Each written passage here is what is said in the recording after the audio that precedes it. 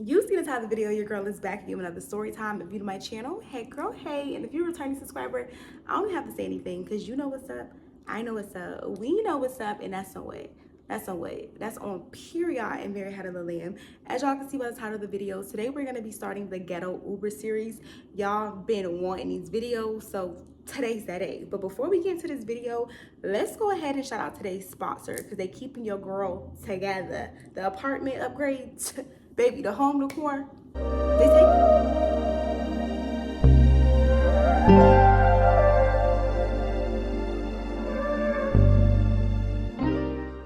Vita Home is a furniture brand that specializes in creating sleek and contemporary pieces for modern homes. From minimalistic sofas to statement-making nightstands, girl, they have it all. Their designs are known to be clean and elegant. The first piece I picked out was this Rattan nightstand. It came with a set of 2 and a charging station. I did get it in the color black, but they do offer it in 2 other colors. The nightstand features 2 rattan dressers with metal pulls, blending mid-century modern with a art of a cutout rattan. It's like a perfect mix of modern and contemporary. I really love this. It gives my room this relaxing hotel atmosphere. It also came with a charging station, y'all. It comes with 2 outlets, 2 USB ports, making it very easy to charge your phone, tablet, anything you may need to charge. You have it right there near your bed. And it's perfect for my low bed. My bedside is super low, so this is perfect for small rooms. It eliminates the visual discomfort caused by clutter. This next one is economical and practical. I needed a new dresser, y'all, so I got this 9-drawer chest, and girl, I love it. It has so much space in it. Assembly, it took me under 15 minutes to put this together realistically. All I had to do is pop up the drawers. It came with foldable drawers, so if you move a lot, it got you, girl. It's gonna be an easy takedown. And this is also very versatile. You can put this in your hallway, your living room, a closet, a playroom. It's super roomy and it's light but sturdy. I've had one of these pieces before and it did not hold up, but baby, this storage tower right here, it is sturdy. So if you're looking for some quality and affordable and modern pieces to make your home look nice, make sure you check them out. Use code ASIA15 to get an extra 15% off on all things on their website. And again, don't say I never done anything for y'all because Yita Home is the truth. Without further ado, let's go ahead and get into this story time. Y'all already know in order for any of my story times to make sense, I have to give y'all a little backstory. But baby, before we get into this video, I have to let y'all know what inspired this story time. So long story short, y'all, I'm always buying furniture and buying stuff that I don't have no business buying. It'll look cute in the store, and then when I put it in my apartment, I'd be like I don't like it no more. So I had bought a couch from Home Goods, and it looked so good in the store. When I got it in my media room, I didn't like it anymore, y'all. So I put it on Facebook Marketplace. Also, the couch was heavy, y'all. I live on the 3rd floor. This was like a 150-pound couch. So I didn't want to have to deal with putting it back in my car. I didn't want to have to deal with all of that. And also when I got it, it came in a box. So it was kind of condensed. So I put it on Facebook Marketplace, y'all.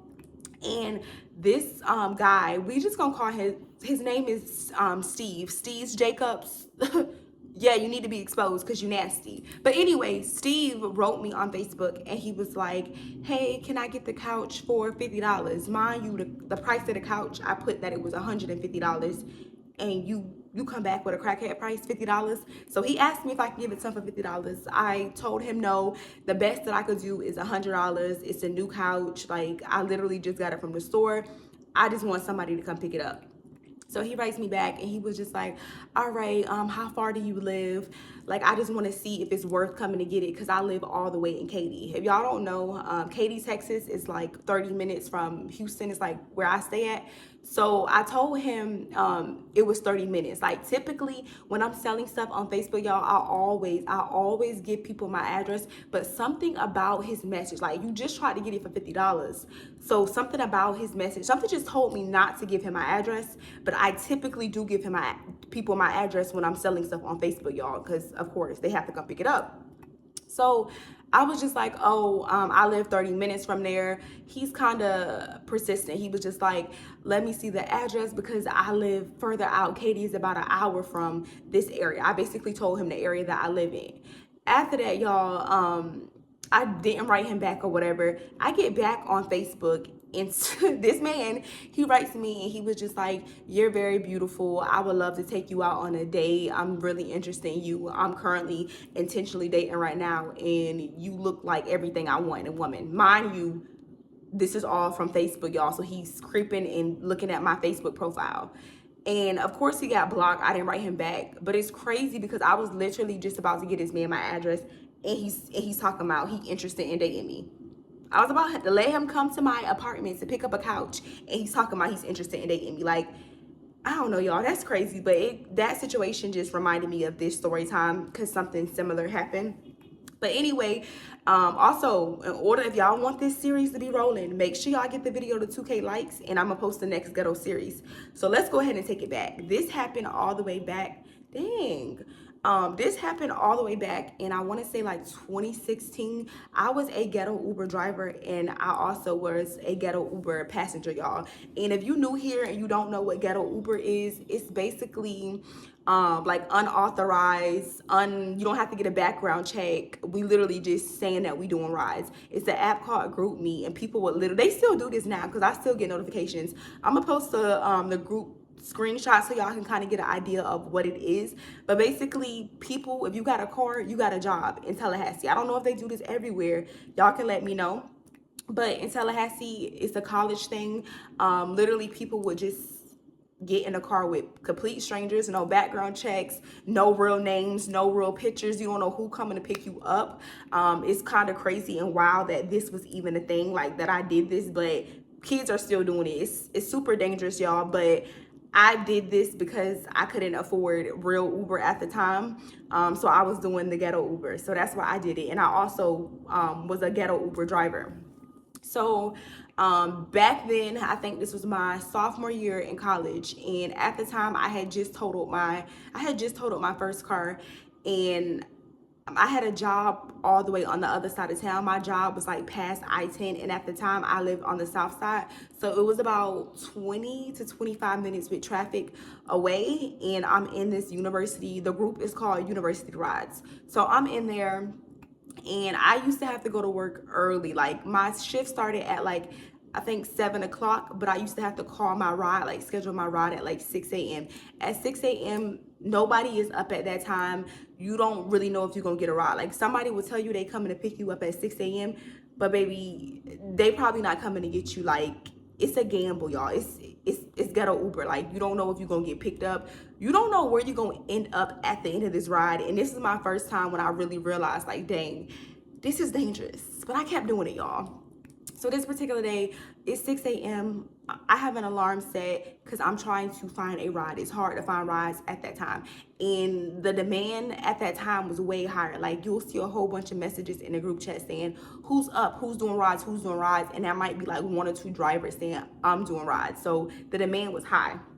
So I'm in this group chat and I'm like, who's doing rides? Somebody DMs me. We're going to go ahead and call him Lil Bill. Lil Bill DMs me and he was just like, hey, where you need to go? I'm doing rides. And at the time, I also was working at the ghetto call center, y'all. So I tell him I need a ride to the ghetto call center, and he was like, all right, it's gonna be $10. So with the amount of miles I was going, y'all, on Uber, that probably would have been like $25 at this time versus me paying $10. And like I said, I was making pretty much a minimum wage at this time. I didn't have money like that. So I tell him, hey, I'll take it or whatever. Like, can you get here by 7? Like, I think I told him, can he get there by like 7:40? Because I had to clock into work at 6:40, y'all. Because I had to clock into work at like 7:30. So I'm like, can you get here by then? I give him my address, and he was like, yeah, I can get there by then.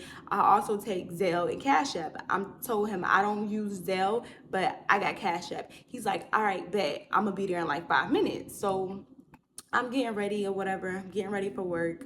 Lil Bill, he pulls up, and right before I get in the car, y'all, I check my WhatsApp, my GroupMe app, and it's a message from Lil Bill. Like, he's like, I'm outside. I see the message before I even get out the door, but right before I'm about to get in the car, I see another message that came in from him, and he was just like, you fine AF. Like, what? So I just kind of like started smirking it, but I'm about to get in the car, y'all. So I get in the backseat of the car, And immediately he's like, man, ain't no Uber driver. Ain't no Uber driver. Like, ghetto Ubers will always say that they not an Uber driver. They made sure they told you that. So he's like, ain't no Uber driver. Come in the front seat. And I'm like, nah, I'm good. I'm good. It's a respect thing. I'm good. He was like, man, I ain't gonna bite. Come in the front seat. And y'all, baby, I gotta be to work in like 20, 30 minutes. I'm pressed for time. So I get in the front seat, which if I don't know you, I don't like getting in nobody front seat, y'all. But he kept asking me to get in the front seat. So I got in the front seat. And as soon as I got in the front seat, he was just like, you got my message? And I'm like, what message? I'm trying to play it off like I didn't see him say I was fine AF before I got in the car. So I'm like, what message? He was like, go on group me, like my message there. And I'm like, thank you. And I just kind of do this little, not trying to hurt your feelings smile. Like, I'm just like, thank you or whatever. And he was just like, you got a boyfriend? At the time, y'all, this is when I learned that you have to start telling men that you have a boyfriend, and even if you tell them you have a boyfriend, it don't mean anything to them. So he's like, do you have a boyfriend? I'm like, yeah, I got a boyfriend. And he's like, do you love him? I'm like, yeah, I love him. He was like, do you really love him? I'm like, yeah, like, I love my man, like, I love him or whatever. And I just bust out laughing. So he gets real quiet or whatever. His whole demeanor kind of changes. Like, he was driving nice and steady, but his demeanor just, I don't know, y'all. He just became really reserved after I told him for the third time that I love my man. And I don't even know what man I had at that time, y'all, but I told him I loved him. So we're driving. Mind you, I'm going from the south side to the north side. He's driving. I have on like business casual attire, so I'm starting to get hot. So I asked Little Bill if it was okay for me to turn on the AC. So I turn on the AC, y'all, and hot air starts like coming out of the vents or whatever. And he was like, yeah, it's gonna take a little while. It's gonna take a little while to get cool. So I'm like, all right, cool, like no biggie. Again, I'm in my phone and he's literally just driving. Maybe like 5 minutes into the drive, he gets a phone call, and I don't know who the phone call was from. I'm assuming it was from like a homeboy or something, just by the way he was talking. But this is how he answered the phone. He's like, hello. Yeah, dog, I'm doing a quick run right now with my girl. You ain't I'm never doing a give me quick no money, run. so who's your I'll be girl? that way I'll be that way. I'm gonna be that way in a little bit. When I drop her, I'm gonna be that way. So y'all, when I hear this, I'm like, who's your girl? Like, I knew he was joking, like it was a way for, it was a way for him to try to flirt with me, but I was really appalled. I'm like, yo, girl. So as soon as he clicks off the phone, he knew I was gonna say something because I kind of like signed, like I made a little noise. So I'm like, yo, girl. And he was like, yeah, you gonna be my girl? And I'm like, I don't even know you. Like, I don't know you. So I kept saying like, nah, like I don't really know you like that. So y'all, we kind of going back and forth. Like, I'm not dogging him. Like, he's taking me to work for $10. I don't know this man. Like, he's not ugly or anything, but you my Uber driver. Like, I'm trying to separate the two.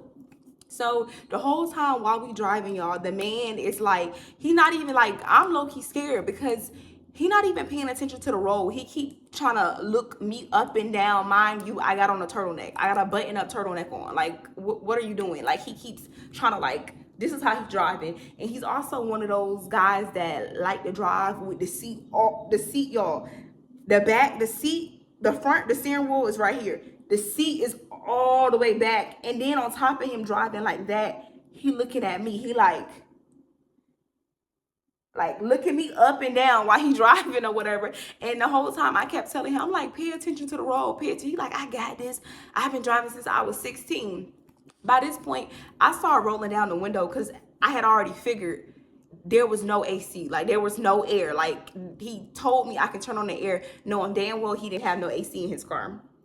But it's cool. Like, we making progress. I'm like, maybe at this point, I think I'm probably like, maybe like 12 minutes from my job. And where did we pass? We literally had, I cannot think of the name of that place, but I just remember us passing it, y'all, because for some reason there was a traffic jam on Tennessee Street, and there always is. Like, there's always traffic on that street no matter what time of day it is. We're getting ready to pass Tennessee Street. And before we pass Tennessee Street, he's just like, I'm gonna go ahead and stop by the gas station real quick, if that's all right with you, Miss Asia.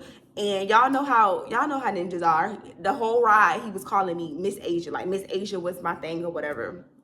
So I'm looking at his gas tank because I'm kind of thinking like it's not all right with me, but I didn't say nothing, y'all. But I'm looking at his gas tank and I'm like, what are we going to the gas station for? There's literally like he was literally like 80% full, y'all. He didn't need gas.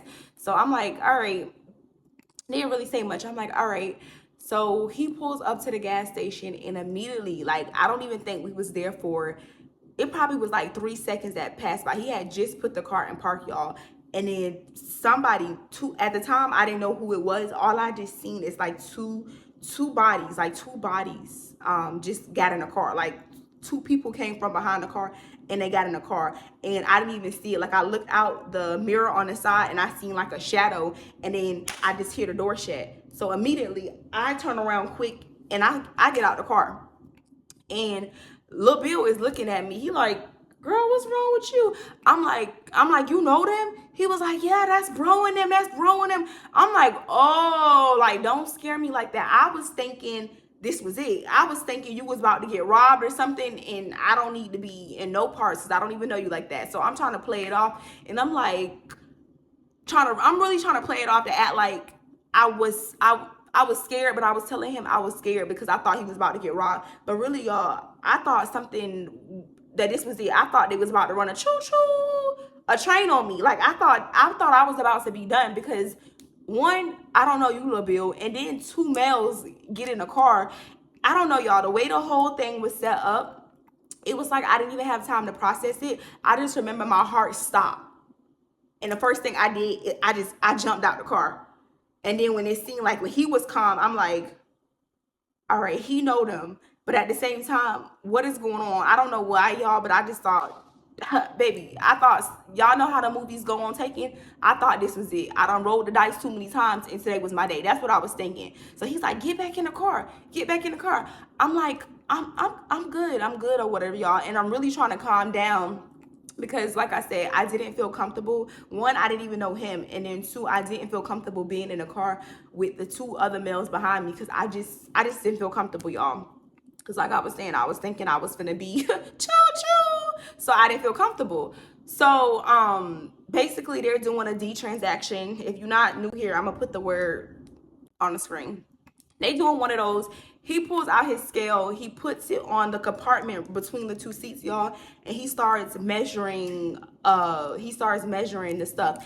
And while he measuring the stuff, one of the homeboys in the back, not by me, because I'm just standing outside of the car or whatever texting, the homeboy that's behind the driver's seat, I can't hear what he's saying, but I can hear what he's saying. Like, I can read his mouth, and he's basically like, who that? He's basically asking about me. He's like, who that is? Like, who that is to you? Who that is, bro? Who that is?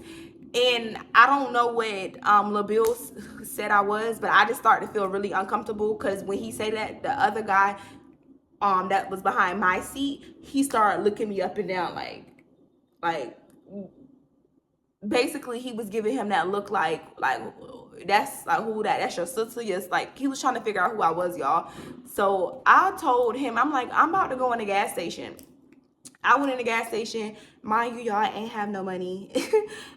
It wasn't payday. I ain't have no money. And I remember being mad because they ain't had no money. I'm literally walking around the damn store and I'm just circling around the aisles, just looking at snacks and stuff that I ain't had no money to purchase. So I was probably in there for about maybe, it was like not five, it felt like 5 minutes, y'all. Because you know when you don't got no money and you in the store, it feels like, it feels like eternity. So I come back out and I'm kind of like looking at them through the window or whatever, and I'm trying to play it off because I didn't, typically I would get the name of their license plate, but I didn't get it. I'm just texting my homegirl and I'm like, if I come up missing, it was a blue Buick. It was blue and it was a Buick. Like, that's all I knew. So I text my homegirl that, and I'm still inside the store. Mind you, it's early in the morning. I had tried to call her just to let somebody know, but it's mad early, y'all. And at this point, I'm already late for work. Like, it's about 7 o'clock at this point. I start going outside once I see one of the homeboys, or I don't know if it was his homeboys or if this was just a client of his, y'all. But I get out the car. Sorry, they get out the car. And when they get out the car, I get back in the car. And as I'm getting back in the car, one of the guys, he was just like, "What's up with you?" And I'm like, "What you mean?" He was like, "Why you playing hard to get with my bro? Like, why you doing my bro like that?" And I'm like, I don't know him. Like, no one's playing hard to do anything. Like, I don't know him." So that's that, and I'm not saying it mad defensive, y'all. I'm like giggling with it, like I don't know him. Like, that's how I'm saying it. I get in the car, he pulls off. He was like, my bad, my bad. What my partner them said to you?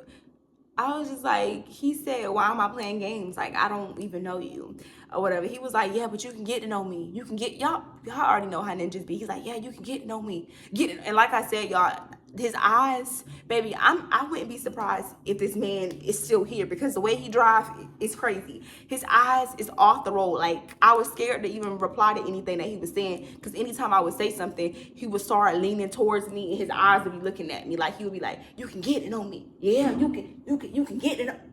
Please get to know the road. Like, focus on the road, sir. So he's doing all of that.